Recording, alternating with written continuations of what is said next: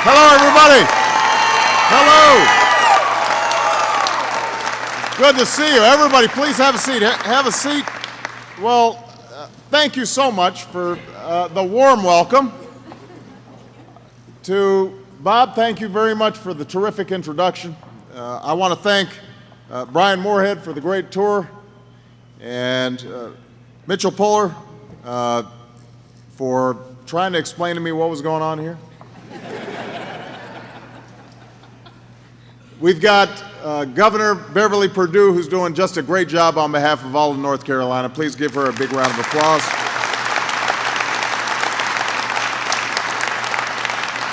And I think it's important to note that the state of North Carolina has provided enormous support for expansion here at Celgard as well, and I know that the combination of both federal and state support makes a big difference, so I didn't want to leave the state out. Lieutenant Governor Walter Dalton is here. Please stand up, Walter.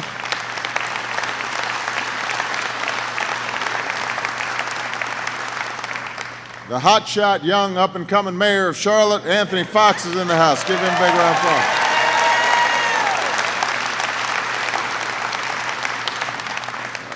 Some outstanding members of Congress, Congressman Mel Watt, Congressman Larry Kissel, and even though he's from across the border, we love him, Congressman John Spratt of South Carolina.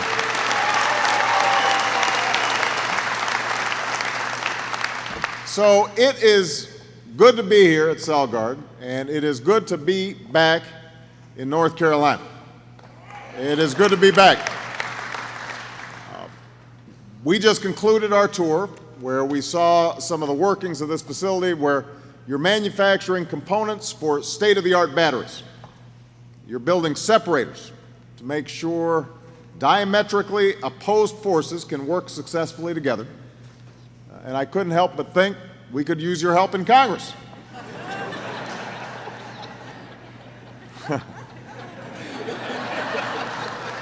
We could get one of those tripart films and put it between the Democrats and the Republicans. And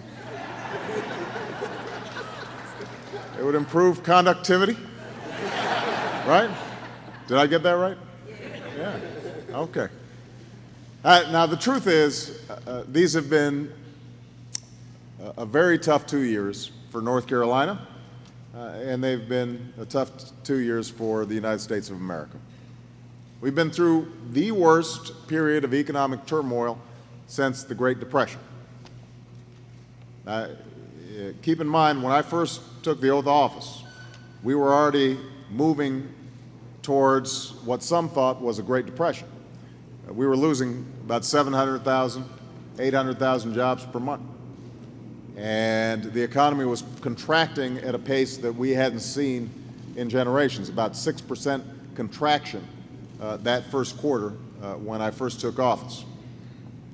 And I've often had to report bad news during the course of this year as the recession wreaked havoc on people's lives. But today is an encouraging day. We learned that the economy actually produced a substantial number of jobs instead of losing a substantial number of jobs. We are beginning to turn the corner.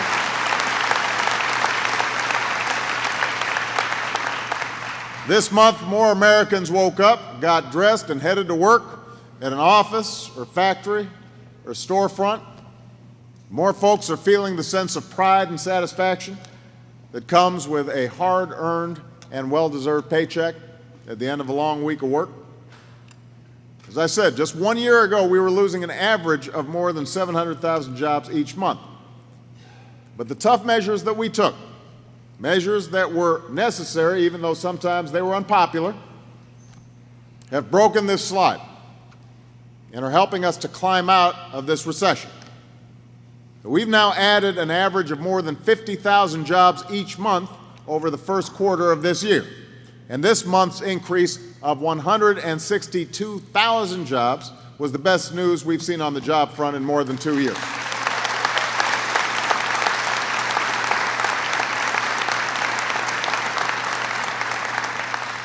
Now, at the same time, it's important to emphasize, while we've come a long way, we've still got a ways to go. We shouldn't underestimate the difficulties we face as a country or the hardships that confront millions of our fellow citizens, some of your friends, some of your neighbors, some of your relatives, you know are still going through a tough time. 8 million people have lost jobs over the past 2 years. That's a staggering sum. Economic statistics don't do justice to the pain and anxiety that results from unemployment.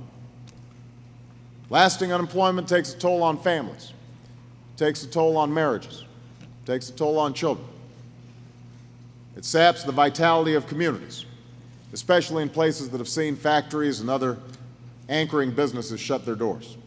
And being unable to find work, being able to provide for your family, that doesn't just affect your economic security, that affects your heart and your soul.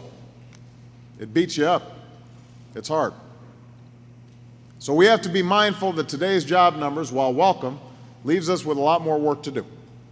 It will take time to achieve the strong and sustained job growth that we need.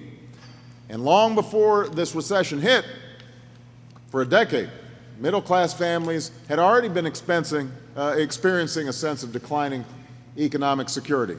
Their paychecks were flatlining, even though the cost of everything from groceries to college educations to health care were all going up. And this means that even as we pull out of this immediate crisis, we've got to tackle some of the long-term problems that have been a drag on our economy. And that's why we've been working so hard to turn this economy around. It's not quick, and it's not easy. And the truth is, there are some limits to what government can do. Government can't reverse the toll of this recession overnight. And government on its own can't replace the 8 million jobs that have been lost. The true engine of job growth in this country has always been the private sector, businesses like Celgard. What government can do is create the conditions for companies to succeed. It can help to create the conditions for companies to hire again. What it can do is build the infrastructure and create the incentives that will allow small businesses to add workers, that will help entrepreneurs to take a chance on an idea, that will lead manufacturers to set up shop in places like Charlotte. And that's what we did last year through the Recovery Act, also known as the stimulus bill. A lot of folks were down on it. Well, we don't know what this did. A lot of folks got it mixed up with the steps we had to take to avoid the banking system melting down. And I know that wasn't popular. It wasn't popular with me. But here's what the Recovery Act did. We cut taxes for small businesses and 95% of working families to promote spending and hiring. Cut taxes. That's what the Recovery Act did, was cutting people's taxes across America. We're also making investments in our infrastructure, from interstate highways to broadband networks. That not only creates private sector jobs, but it also creates the platform, a better environment in which businesses can prosper. It's also what we did through the jobs bill that I signed into law just recently, a bill that cuts taxes for small businesses who hire unemployed workers, and that allows companies to write off investments in equipment, like some of the equipment that we just saw here today, and that encourages job creation by spurring investments in school renovation and clean energy projects and road construction, all of which builds on the investments that we put into place last year through the Recovery Act. So, as a consequence of all these investments, we've promoted innovation in the private sector, not just to create jobs, but also to help America lead in the growth industries of the 21st century.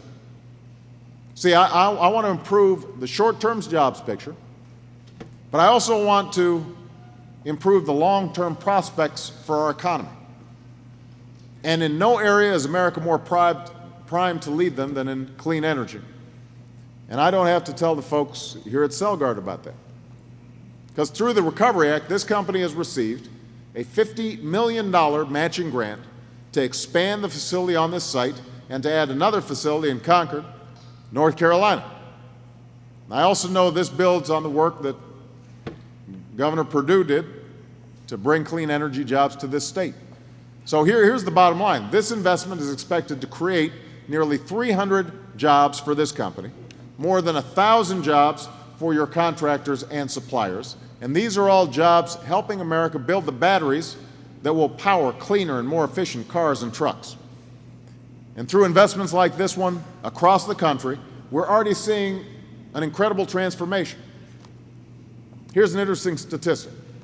Before the Recovery Act, before I took office, we had the capacity to make less than 2% of the world's lithium-ion batteries.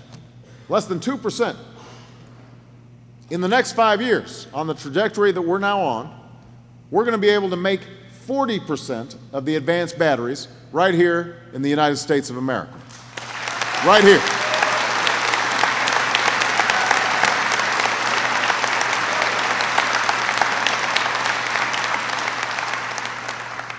So the next time somebody asks you when you're at the grocery store, well, what did this Recovery Act do? You can tell them. One of the things it helped do is to expand and catalyze an entire new industry where the United States of America can gain enormous market share across the globe. And that's the kind of strategy we need, helping the private sector thrive in entirely new industries, the industries of the future. It's a strategy that will not only create jobs in the near term, but also sustained growth and opportunity in the long run. Now, this has been a harrowing time for our country. And it's easy to grow cynical and wonder if America's best days are behind us, especially after such a terrible crisis. And we've seen folks in Washington trying to play the usual politics with the crisis. And that's not surprising, of course. That's how Washington works. Although I do think it's important for the American people to remember the failed economic policies that got us into this mess, just so we make sure we don't return to them. But what we can see here at this plant is that the worst of the storm is over, that brighter days are still ahead. In Charlotte and all across the country, we can see the promise and possibility that awaits us if we tap our ingenuity and our inventiveness, our skill and our drive as a people. If we're smart, if we're willing to do what it takes, we can lead in new industries and create new jobs and strengthen the middle class and achieve a shared and lasting prosperity. And we can turn this turmoil into recovery and emerge stronger than before. I'm convinced that's what we're called to do. I'm confident that that is what we will do. And I want to say to all the employees here at Celgard, we are proud of you because you're helping to point the way and helping to lead not just here in North Carolina, but all across the country. So thank you very much, everybody. Let me take some questions from you. Thank you. Thank you. Thank you.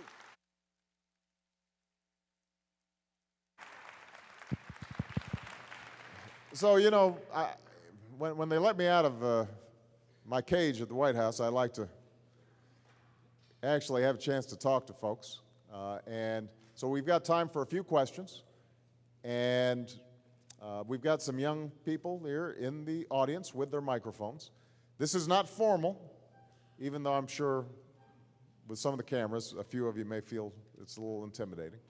All you got to do is raise your hand. We'll call on you. And it can be a question about anything. If you can introduce yourself, though, that's helpful so everybody knows who's speaking. And we'll start with that young lady right there since you're right next to the mic. Hi, my name is Jennifer Dakin. I'm here from Charlotte. I'm part of the Polypore parent company. Mm-hmm. My question is regarding the Sarbanes-Oxley Act. And many people have commented on the fact that it has come at a great cost to many public organizations, the fact that we need to assess and report on our internal controls over financial reporting. It's also come, many say, without value in the recent financial crisis.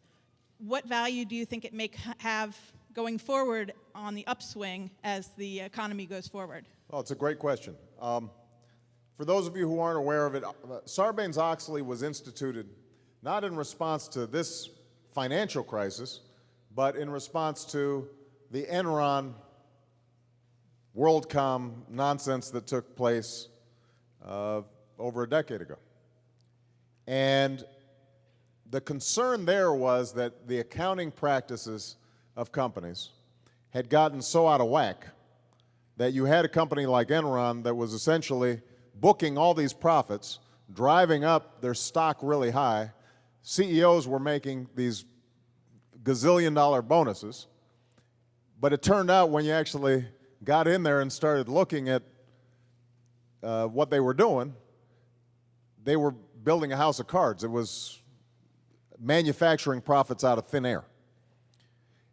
And so the concern was, how do we make sure that CEOs and their boards of directors are more accountable to the reporting that they're doing so that investors, shareholders, the market, customers, suppliers, and employees, a lot of whom had gotten tricked into putting all their savings into a company like Enron, and then it turned out that everything they thought they had been saving just went up in a cloud of smoke, that all those folks would be protected.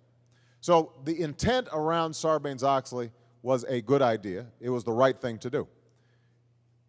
There have been, I think, some legitimate criticisms about the fact that although Sarbanes-Oxley is a relatively modest cost for a very big company, it can be a very significant cost for a mid-sized or a small company. Because if they have to abide by all the rules and all the regulations and all the double checking and triple checking and quadruple checking, and so they've got to hire a whole bunch of accountants. It's one thing if you're, a Fortune 100 company that's got several $billion in revenue to spend a couple $1 million on accountants. It's another thing if you are a company that is making $100 million a year and you're spending a couple $1 million on accountants. That's suddenly that could be the difference in terms of your profit margin. So what we're interested in doing is to work with companies to get advice. Are there ways that we can streamline and make this more effective?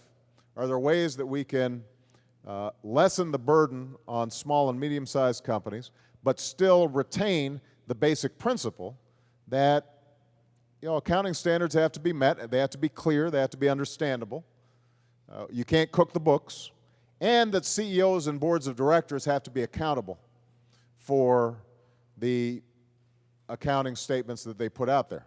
And they've got to sign a bottom line, and they're going to be directly liable if for some reason it turns out that there were some shenanigans going on there. So this raises a broader question about regulation. We went through a period of time where I think the general theory was the less regulation, the better. And if you talk to most companies, they'd rather not have any regulations whatsoever. There's nothing wrong with that. That's just the nature of it. You figure companies think they're pretty smart. They know what they're doing. And I'm sure if I talked to Bob, he'd say, there are a whole bunch of things that I've got to do that I wish I didn't have to do. But it's like any other law. You put the laws in place, even though most folks are following the rules and operating decently in common sense, to make sure that those folks who aren't operating that way can't wreak havoc on the system. And so we're going to be having a big debate when it comes to financial regulatory reform. You're seeing the same pattern come up right now. You essentially had a whole bunch of financial institutions, investment banks like Lehman Brothers, who were taking $1 and they were able to leverage, essentially use that dollar to make a $60 bet on subprime loans in housing, and take huge, exorbitant risks that almost brought the entire system to heel. And all your friends and neighbors and communities are paying the price because nobody was minding the store and making sure that these banks and these financial institutions were following basic rules of the road. So what we've now said is, look, we've got to have a financial system that works. That's how credit flows. That's how businesses finance themselves. But we've got to have some basic rules to make sure that we never find ourselves in a situation again where we've got two choices. Either you bail out the banks, in which case you're thinking, why am I propping up these folks who caused the problems in the first place? Or you don't, but then these banks start failing and the whole system breaks down, creating what could have been a Great Depression. We can't allow ourselves to be put in that position again. So we've got to have some basic rules, some basic regulations at the front end that say to banks, we're not going to let you get too big to fail. We're not going to put ourselves in a position where somehow you're able to gamble with other people's money in such a way that it can potentially bring down the whole system. Getting the balance right, how to do that, is something that you've got to be very careful about. But I think now that we're starting to see a framework emerge both in the House of Representatives and in the Senate, where my hope is that we can actually get this done sometime in the next several weeks. Thank you for the great question. This gentleman right here.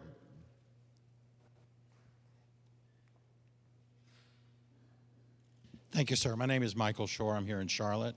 First, it's an honor to have you here with us today. Thank you very much. I'm concerned that your decision to allow offshore drilling could have the effect of chilling investment into alternate sources of energy. And I'm interested in what incentives you're going to be proposing to establish the conditions and to stimulate research and development and expansion of that critical sector. Well, I think it's a great question. Look, first of all, understand that the Recovery Act, what we passed last year, represented the single largest investment in clean energy in history, by far. So we invested in wind, we invested in solar, we invested in biomass, we invested in research and development, we invested in commercialization. We invested in battery technologies. We are interested in figuring out how we can improve efficiency across the system, both in buildings and in transportation sectors, and you name it. We're all about increasing energy efficiency and finding new, renewable, clean sources of energy. It's one of my highest priorities, and I think it's got to be one of our highest strategic priorities as an economy. It has the potential of being an enormous growth industry. Here's the challenge that we have. We don't yet have the technological breakthroughs that can completely replace fossil fuels. So for the next 10 years, next 20 years, we're still going to be using oil. We're still going to be using coal. We're still going to be using natural gas. We're still going to be using the traditional sources to fuel our cars, to heat our homes, to run our big power plants, et cetera. It's my hope that if we're aggressive over the next several years, we can substantially cut our energy use in every sector while still maintaining our high levels of economic growth. So, for example, at the announcement where I talked about offshore drilling, I did so in front of an F-18, a fighter jet that is actually going to be run half on biomass. So I was joking with the pilot. I said, so this thing runs on vegetable oil. But they're going to break the sound barrier using biomass as fuel. So the Pentagon is investing huge amounts in energy efficiency. We are promoting weatherization across the country because this is a win-win situation. You put people to work, putting in insulation, putting in windows, most of which, by the way, that insulation and windows is manufactured here in the United States. It saves on the individual's energy bill, plus it means that that power plant has to produce less energy to keep that home warm. So it's a win-win all across the board. That's our biggest priority. Energy efficiency and renewable clean energy. But because we're going to have this transition, unless somebody here invents something tomorrow, which would be very helpful, And if you have it, let me know. We'll get it going right away. But what's most likely is that we're going to have this transition. And so in the interim, we've got to look at our traditional energy sources and figure out how can we use those most effectively and in the most environmentally sound way. That's why I announced that we were going to start the first nuclear plant in 30 years. You know, Japan, France, other countries have a safe, secure, reliable, and effective civilian nuclear energy. We essentially stopped 30 years ago. For those of you who are concerned about climate change, nuclear energy doesn't produce greenhouse gases. It's not a perfect energy source because it's got the problem with spent fuel and how that is properly stored. But generally speaking, that's going to have to be part of our energy mix. The decision around drilling, same approach. What we did was we said we're not going to have drilling a mile off the North Carolina coast or 2 miles off, but 50 miles off, 100 miles off, where it is appropriate and environmentally sound and not risky, we should allow exploration to begin taking place to see if there are certain reserves. There's some areas that we just completely put off limits, like Bristol Bay in Alaska, where it's a huge fishery, environmentally very sensitive.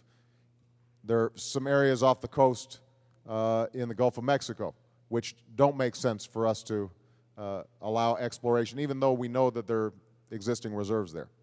But what we did was we tried to look at the scientific evidence and figure out where are areas where low risk environmentally and a high potential upside. Now, here's the last thing I'll say about drilling, though, because what you have is you have some environmentalists who just said, don't drill anywhere. And then you've got some of my friends on the Republican side who were saying, well, this is a nice first step, but it's not enough. You should open up everything. I don't agree with the notion that we shouldn't do anything. It turns out, by the way, that oil rigs today generally don't cause spills. They are technologically very advanced. Even during Katrina, the spills didn't come from the oil rigs. They came from the refineries on shore. But the notion that we could drill our way out of the problem, you'll start hearing about this because you know what happens during the summer. As soon as gas prices start going up, every summer it's the same thing, right? And then politicians start standing up and we're going to do something about it. And these days, some of my colleagues on the Republican side, what they'll say is, you got to drill even more.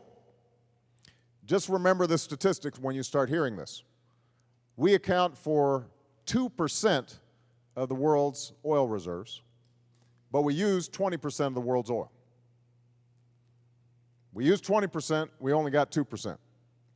We can't drill our way out of the problem. That's why we've got to get moving on this clean energy sector, but we also have to make sure that we've got enough supply that's regular in terms of these other traditional energy sources, so that by the time we get to the clean energy sector, we haven't had to sacrifice economic growth along the way. All right? All right. Gentleman right here, white shirt. James Hill from Greenwood, South Carolina. I work in the QC lab, and I agree it's an honor for you to be here today. Thank you. My question is, how long do you think, to kind of springboard from what you were just saying, how long do you think it would take for us to have more hybrid vehicles on the road than gas vehicles, and what would it take? Well, we have already seen a huge spike in the purchase of hybrid vehicles. I mean, if you think about it, just 2 years ago, if you found out somebody had a hybrid vehicle, that was a pretty big deal. And, you know, you wanted to go over and test it out and see how it's, you know, how it worked. Now, it's pretty common. I mean, everybody here knows somebody who's got a hybrid, and you've probably tried it out, and, you know, it's kind of cool when you're backing up and it's all quiet. So I think that that's the future. And consumers are naturally going to start gravitating in that direction. Because here's the fact. We were just talking about oil. Not only do we produce only 2% and use 20%, but countries around the world, everybody is starting to use more oil. I mean, think about it. China, if they get even half of the number of cars per capita, per population that we have right now, there are a lot of folks in China. And there are a lot of folks in India. And their standards of living are all starting to rise, and they're all starting to be interested in buying cars. In fact, the matter is that if they even approach the amount of car ownership that we have, the oil will run out very quickly. And on the way, prices will just spike up naturally no matter what we do. So it is a huge need for us to increase our fuel efficiency on cars now. And that's why one of the things that I did last year, it's actually taking effect this week, is to raise a national fuel efficiency standard. First time we've done it in a very long time. But frankly, even with us raising those standards, I think consumers, just in terms of their pocketbook interests, are going to be even more interested in buying hybrids and electric cars. Two things that we can do that would make a big difference right now. Number one, we've got to make sure that those cars are made here in the United States of America. And so part of the reason why it's so important for us to develop the battery technology here is if we're developing the battery technology, that helps us leverage more auto production here in the United States. And that has, just in the same way that when Bob was talking about what's happening here at Celgard, and the grant we gave creates 300 jobs in the company, but potentially 1,000 jobs in suppliers. The same is true with the auto industry. Some of you might have said, why are we helping out GM? Well, let me tell you, GM might have employed, along with its dealers and everybody, 100,000, several hundred thousand. But when you looked at all the suppliers involved and the economies, you could have seen another couple million jobs lost that would have had huge implications for the economy. Now, GM is actually making a profit and starting to buy or starting to hire people back. But one thing we need to do is make sure that those cars are made here in the United States. The second thing we need to do is to create the electricity grid, what we're calling the smart grid, which is, think about it. Part of the reason that we can drive our cars is because there's a gas station every so often. There are roads, there's gas stations. We know how to fuel up our automobiles. Now, if we want to have everybody getting maximum use out of an electric car or a hybrid car, part of what we have to do is to create a similar distribution mechanism for electricity.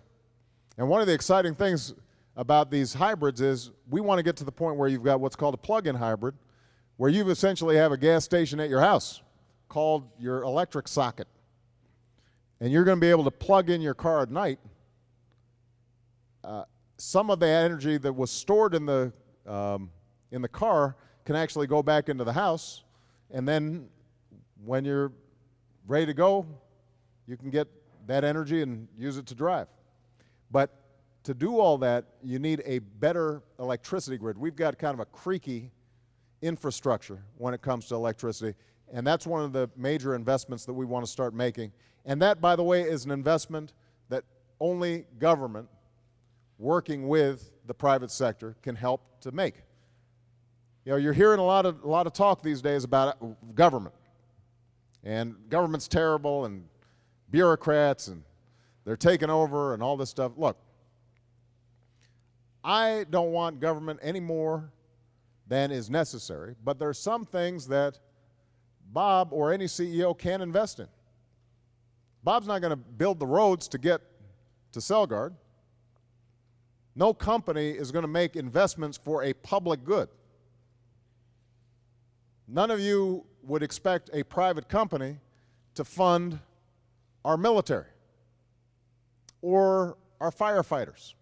There are just some things that you can't do on your own. And the private sector is not going to do it. It's not profitable, because if Bob was the guy who had to build the road, he'd have a whole bunch of other people driving on that road that weren't paying for it.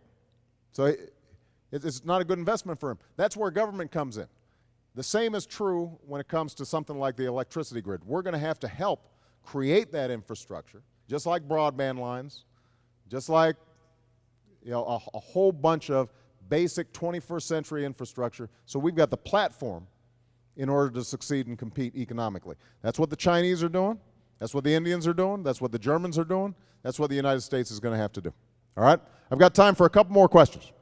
I can already see the, this is my guy Reggie Love from Charlotte, North Carolina, by the way. Yeah. He already told me he's not getting on the plane going back.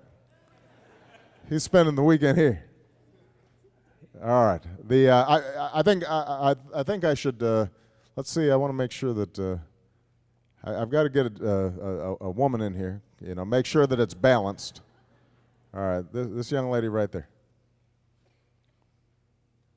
Thank you, Mr. President. We're honored to have you here today. I'm Joyce Ravis from Lake Wiley, South Carolina. I work at Celgard. We have wonderful CEOs that take care of us and have really helped the company grow. My question is, though, in the economy times that we have now, is it a wise decision to add more taxes to us with the health care? Because we are overtaxed as it is. Well, let's talk about that. Because this is an area where there's been just a whole lot of misinformation. And I'm going to have to work hard over the next several months to clean up a lot of the misapprehensions that people have. Here's the bottom line. Number one is that we have been up until last week, the only advanced country that allows 15 million of its citizens to not have any health insurance, and the vast majority of those folks work. It's just that they don't happen to work for a company that is either big enough or generous enough to provide them any coverage. So that's point number one. There is a moral imperative that is important. Number two, you don't know who might end up being in that situation. See, those of us who have health care right now ask ourselves, well, is this something that should be a priority right now? But anybody here who lost their job and then COBRA ran out, or COBRA wasn't subsidized the way the Recovery Act made sure COBRA paid 65% of the cost of COBRA, and if you had somebody at home who was sick or you had a child who got sick, you'd suddenly say to yourself, well, now I see the need. And so part of what we have to do is always say to ourselves, there, but for the grace of God go I, and have a basic safety net. So that's point number two. Point number three is that the way insurance companies have been operating, even if you've got health insurance, you don't always know what you got. Because what has been increasingly the practice is that if you're not lucky enough to work for a big company that is a big pool, this essentially is almost a self-insurer, then what's happening is that you're going out on the marketplace, you may be buying insurance, you think you're covered, but then when you get sick, they decide to drop the insurance right when you need it. Or when you get sick, they try to find what's they consider to be a pre-existing condition that would justify them canceling your policy. Or there's some fine print in there where you've got a lifetime limit, and it turns out you thought you had coverage, but it turns out the coverage only goes up to a certain point, and then afterwards you have to start paying out of pocket.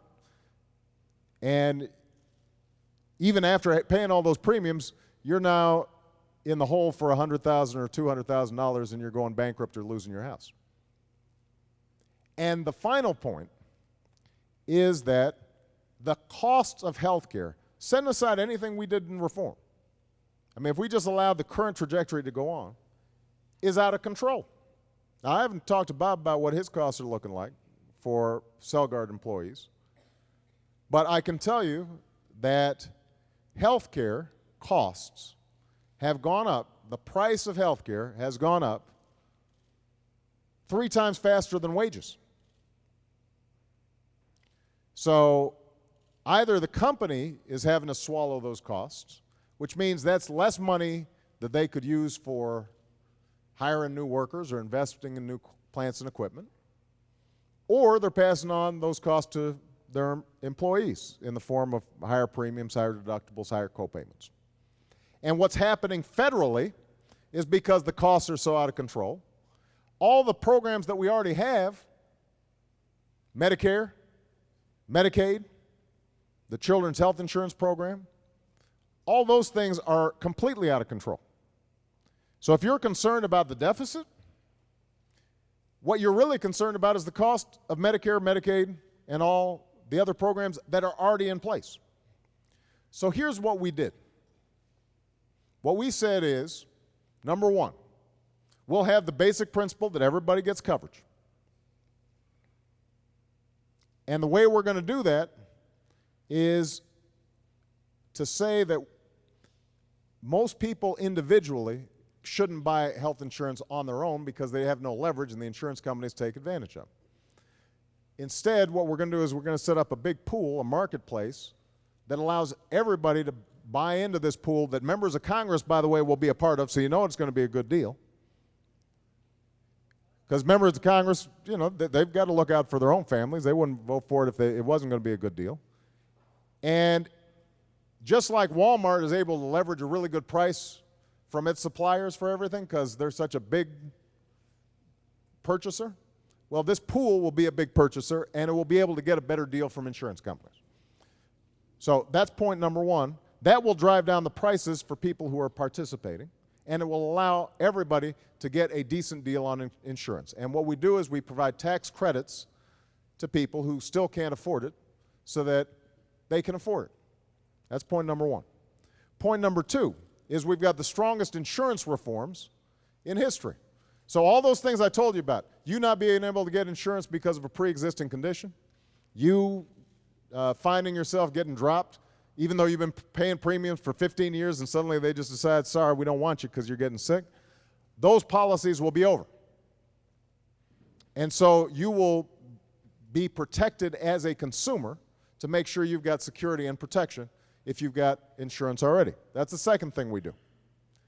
The third thing we do is we actually put in place a whole bunch of mechanisms to start reducing the actual cost of health care. So, for example, one of the things that we do is to say we're going to start encouraging paying doctors not based on how many tests they take, but based on the quality of the outcome. Does somebody end up healthy? And it turns out that a lot of times, you know, if you go to the doctor, you get one test, then you go referred to a specialist, you get another test, then maybe you go to a third person, the surgeon, you get a third test. It's all the same test, but you're paying 3 times. So what we're trying to say is, we'll pay you for the first test and then email the test to everybody. Right? Or have all 3 doctors in the room when the test is being taken. But that's an example of the kinds of things that save money and will start reducing costs over the long term. So what we've done is we've embedded in how Medicare reimburses, how Medicaid reimburses, all these ideas to actually reduce the costs of care. So our hope is that over time, over the next 3, 4, 5, 6 years, because of all these changes, that we've actually saved money from this, even though more people are covered. And so now you'll hear the critics and the Republicans say, now that just defies common sense. If you're adding 30 million more people, then it's got to cost more money. And you can't pretend like somehow that's going to help us on the deficit. I've heard this criticism, I understand it. But let me give you an example. If you've got a house and you've got a big hole in your roof, and it's raining and snowing through that roof, and there's some people who are inside the rooms where the roof's okay and they're nice and warm, and then you got a few, of your family members in that room where there's a big hole in the roof, and they're shivering and they're cold. If you repair the roof, that's going to cost some money. But if all the water damage from your floors and all the heat that's going out of the roof and all, you count all those savings over time, it may turn out that it actually is saving you money. And by the way, all those family members now are warm too. You're not the only one who's warm, right? That's essentially what we're trying to set up. Now, last point I want to make. All those savings that we're anticipating, we don't even count those when it comes to making sure that this is deficit neutral. Here are the two ways that we're paying for this thing. Number one, we are eliminating a whole bunch of waste, fraud, and insurance subsidies that were being paid out under Medicare that aren't making our seniors any healthier. I mean, you've got a pretty sweet deal for insurance companies right now in a program called Medicare Advantage, where they get $18 billion a year paid to them to manage a Medicare program that about 80% of seniors are getting directly from the government, and it's working just fine. It's just a subsidy to them that doesn't make anybody healthier. So what we're saying is, well, let's eliminate the subsidy. So that's about how we pay for half of this thing. The other half of it, it is true that we have identified some additional taxes that we think are fair. And let me describe, just to give you an example. I don't think this will affect you, but I don't know, your family circumstances. Right now, if you're on salary, you get your salary from Celgard or any of the companies around here, you're paying your Medicare tax on all of that, right? You see it on it's part of your FICA. But if you're Warren Buffett and you get most of your money from dividends and capital gains, you don't pay Medicare tax on that. You're eligible for it. You're going to get the same Medicare benefits as anybody else, but because your source of income is what's called unearned income, capital gains and dividends, you don't have to pay this. Well, I'm thinking to myself, how is it that the guy who's cleaning up the office is paying the Medicare tax, and the guy who's making capital gains isn't? So what we said was, look, if you make more than $200,000, $250,000 a year, then that money that you make over $200,000, $250,000 a year, that's unearned, that's from capital gains and dividends, you should have to pitch into Medicare just like everybody else, because you're going to be using it like everybody else. So it's a concept of fairness. Now, what the Congressional Budget Office has said, I'm sorry, by the way, these questions sometimes or these answers are long, but I want to make sure you guys, that I'm really answering your question. I hope you feel like, I really want to respect the importance of your question. What the Congressional Budget Office has said is that as a consequence of the savings from the waste and fraud, combined with the new revenue sources I just mentioned, that this thing is going to actually reduce our deficit by over $1 trillion. Over $1 trillion, we're actually saving money for the government because we closed the roof. The house is now insulated, it's warm, and by the way, in the meantime, we've got a whole bunch of people who were left out in the cold who are now being taken care of. That's the concept. But I know that for a lot of people, they've got a legitimate concern about, gosh, it just seems like government spending's out of control. I understand that. I feel that. But understand what happened. When I walked in, we already had a $1.3 trillion deficit. That's an annual deficit of $1.3 trillion. That's the day I got sworn in, before I did a thing. We had $8 trillion in accumulated debt from the war in Iraq, not paid for, the prescription drug plan, Medicare Part D, not paid for, Bush tax cuts, not paid for. So we already had all this debt that had just been piled up, but nobody had noticed because things were going kind of good. Just like a lot of folks didn't notice their credit card was going up or that their home equity loans were going up, because when things are going good, you tend not to notice. So all that debt had already accumulated. We then had to spend $787 billion on the Recovery Act to do all the things, unemployment insurance, COBRA, what's called FMAP, which is essentially helping states to keep their budgets afloat so that they didn't have to lay off teachers and cops and firefighters, all of which, if that had happened, would have further depressed the economy, and we would have recovered a lot later. The investments we're making in clean energy and things like Celgard to help spur economic growth. So we had to spend that, but that's only a fraction of what our debt was. And in addition, what happens is when the economy goes south, there are fewer tax revenues. And so you're putting more money out to help people with unemployment insurance and things like that, but you're getting less money in because folks are out of work and businesses aren't making money. Bottom line is, we now have a significant debt that has to be paid down. That's why I'm freezing government spending.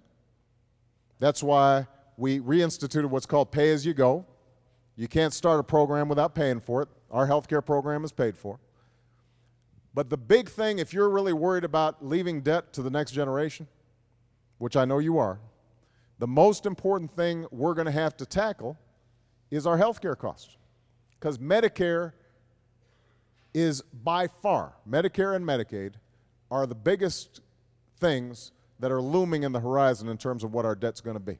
Nothing else comes close. If this health care bill never existed, if I didn't do anything about it, we'd actually be $1 trillion worse off over the long term. But even with what the savings we're getting from health care, we're still going to have to do more. And if you don't believe that, go on our website, www.whitehouse.gov, and you can look at how the federal budget works. A lot of people think if you just eliminated foreign aid, we could balance the budget. Or if you just eliminated earmarks, you could balance the budget. Earmarks, pork projects, what everybody calls pork, those account for about 1% of the budget, less than 1%. Foreign aid accounts for about 1.5% to 2% of the budget.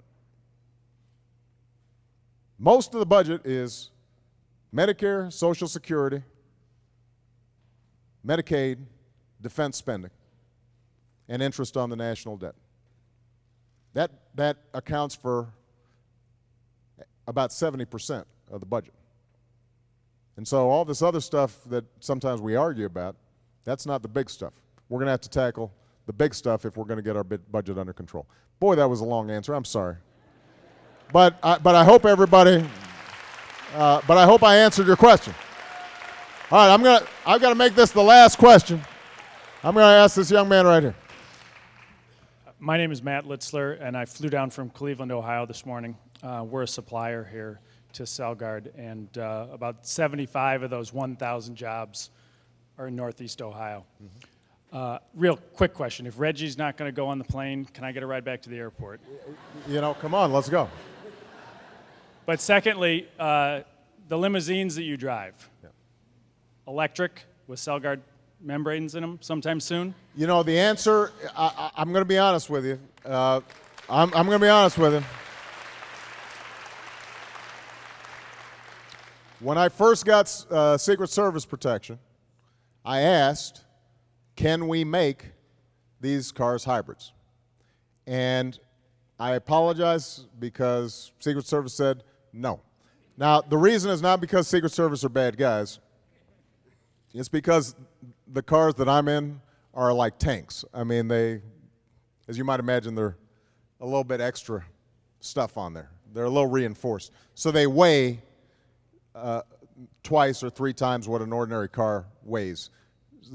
So they just couldn't get the performance in terms of acceleration using a hybrid engine. But here's the good news, is that as part of our overall energy strategy, I have ordered us to triple the federal fleet that is hybrid. And so government purchases an awful lot of cars for all kinds of things. And I think we're the biggest, I'm assuming we're the biggest car purchaser. Maybe Hertz is bigger, I don't know. But we're big. And so we are using our purchasing power to help encourage the clean car industry and hopefully to get you more business. All right? Thank you very much, everybody. God bless you. Thank you.